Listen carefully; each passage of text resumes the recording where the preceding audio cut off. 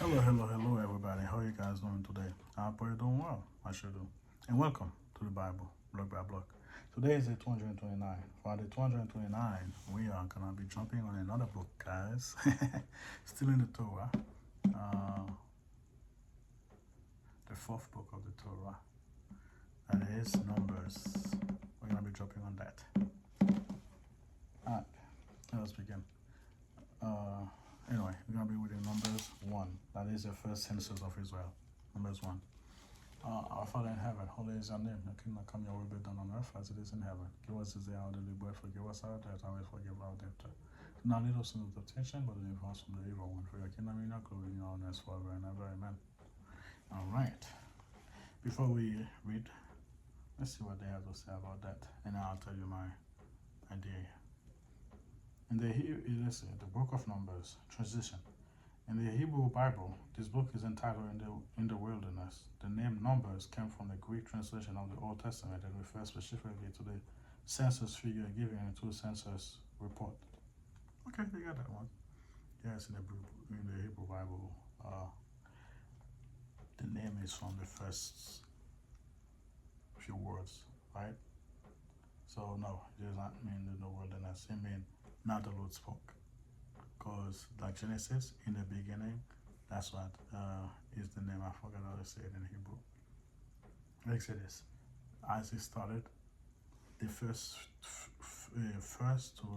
three words they put together as the name for each of the Hebrew, in the Hebrew Bible. So I agree, the name is different. But we get the word Numbers because of that. That's the other main part I agree on. We call it Numbers because there are going to be a lot of numbering in there. So that's why it's called Numbers, because they're numbering, they do the census of the people. That's why it's called Numbers. There's a lot of other stuff in there that's not just numbering, but that's mainly why it's called Numbers for us. That's what I agree, but yeah, let's keep going.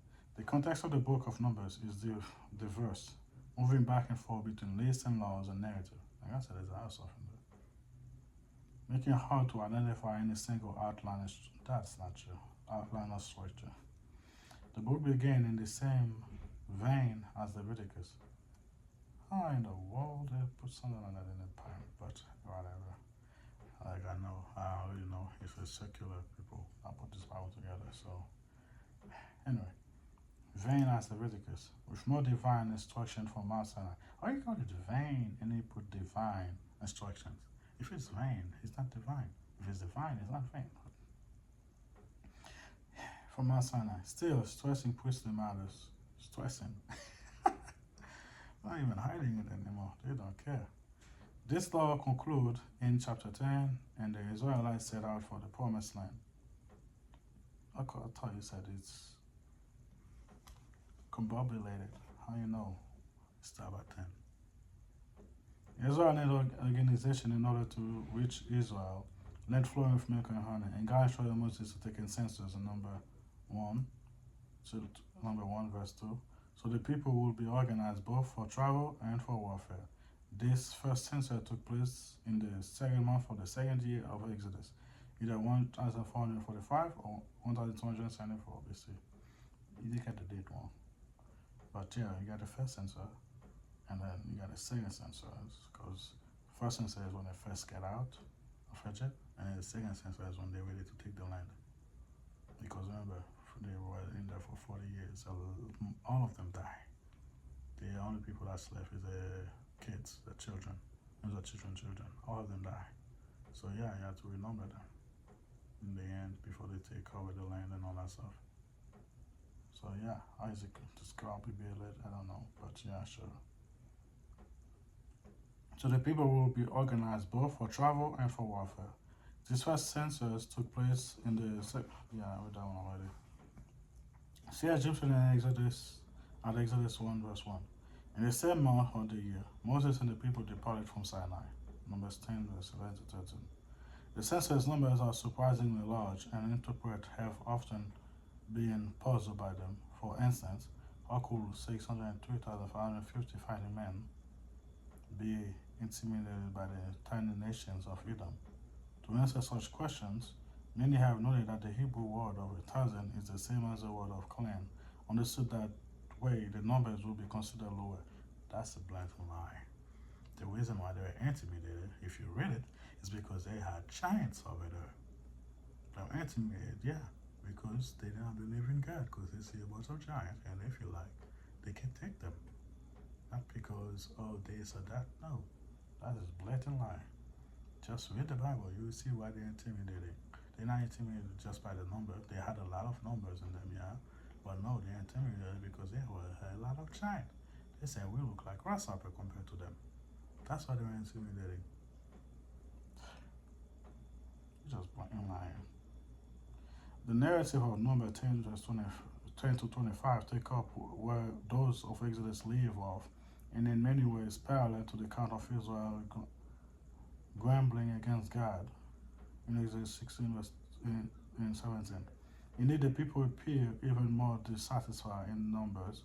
In the end, God decreed that this complained generation, including Moses himself, will not enter the promised land. Like I said, that's why they spent 40 years. And that's why they had to redo it again, because they all died. That's it. That's the book God want me to use. So be it. And this book is giving me a headache. Maybe it's what God can use me to refute it, all those stuff. Maybe.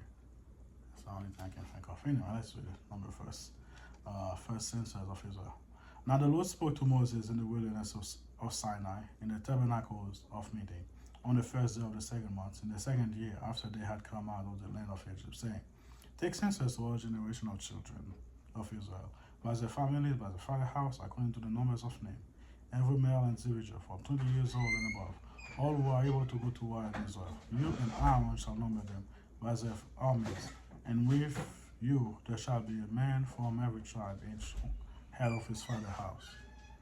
These are the names of the men which shall stand with you from Reuben, Eleazar, the son of Shedeur, from Simeon, Shelumiel, the son of Zur, Shaddai, from Judah, Nashon, the son of Amminadab. Fair warning. There's going to be a lot of this name and numbers and all that stuff. So it can get a bit boring. I understand, but just give you a fair warning.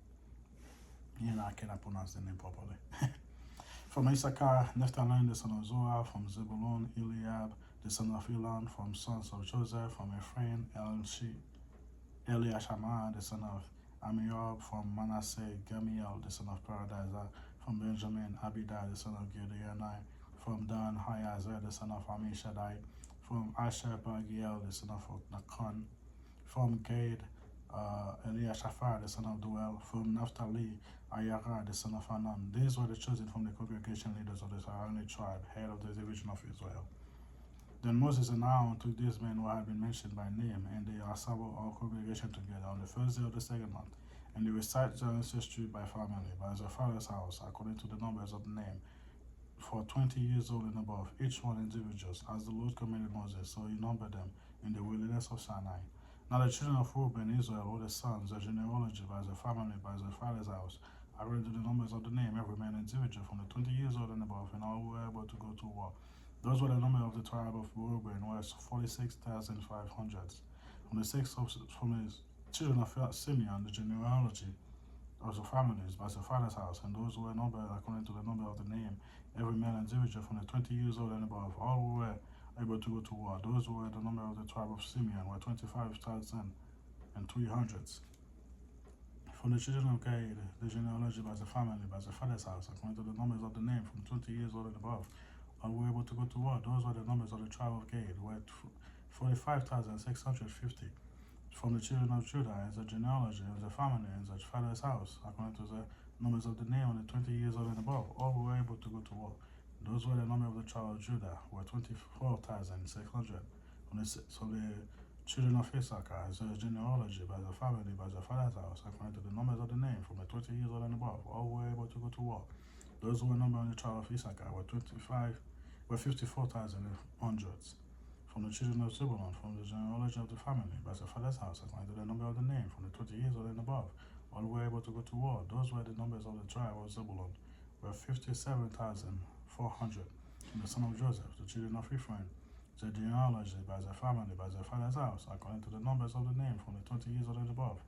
All who were able to go to war. Those were the numbers of the tribe of Ephraim, were 40,500.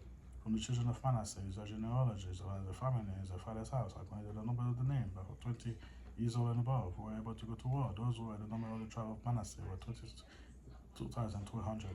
From the children of Benjamin, from the genealogy of the family of the father's house, according to the number of the name, from the 20 years old and above, they were able to go to war. Those were the number of the tribe of the Benjamin, were 35,400. From the children of Dan, the genealogy of the family, by the father's house, according to the number of the name, from 20 years old and above, all were able to go to war. Those were the number of the tribe of Dan, were 62,700. From the children of Asher, the genealogy of the family, by the father's house, according to the number of the name, from the 20 years old and above, all were able to go to war. Those were the number of the tribe of Asher, was 41,500. From the children of Naphtali, the genealogy by the family, by the father's house, according to the number of the name, from the 20 years old and above, all were able to go to war. Those were the number of the tribe of Naphtali, were 53,400. Those were the numbers for Moses and our numbers for the leader of Israel, 12 men, each one representing his father's house. So all were numbers on the children of Israel by the father's house were to 20 years old and above. All were able to go to war in Israel. All were numbered were 603,500 years, 550. But the Levites were not numbered among them as their father's house, tribe of the Lord, spoken to Moses, only by the tribe of Levi, you shall not number or not take census them among the children of Israel, but you shall appoint a Levite over the tabernacle of meeting, of testimony, over all the furniture and all the things that they belong to it. You shall carry the tabernacle and all its furnishing, all its furnishing,